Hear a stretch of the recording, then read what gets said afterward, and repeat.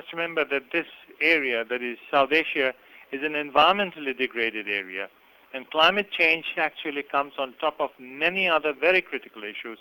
I remember 3 months back we were looking at river erosion, which generates the highest number of refugees all over South Asia.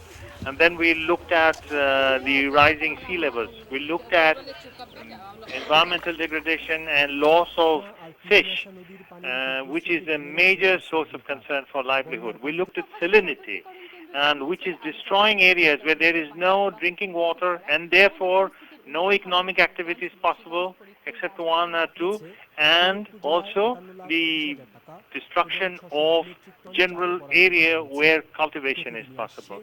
All this together makes it a very vulnerable situation, and climate change comes on top of that. Floods are natural occurrences. So if people could learn to live with floods, it would not be difficult. But essentially it's the socio-economics of flooding that is very difficult. For example, this year the flooding is probably the worst. Maybe in living, people say in living memory, I will say, okay, take 30 years.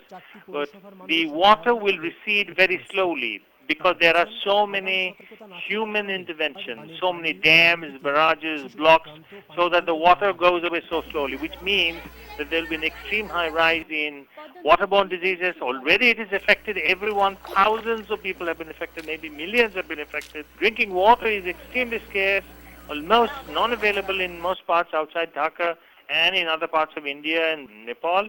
And destruction of livelihood, because the real crisis will come, say, a month later, when the fields will see completely destroyed crops and no employment. So we are not looking at an environmental crisis. We are looking at a socio-economic crisis, which is the main point about climate change. It is not about whether global warming, it is what global warming does to people. Unfortunately, that has got lost, and there is not enough attention to that.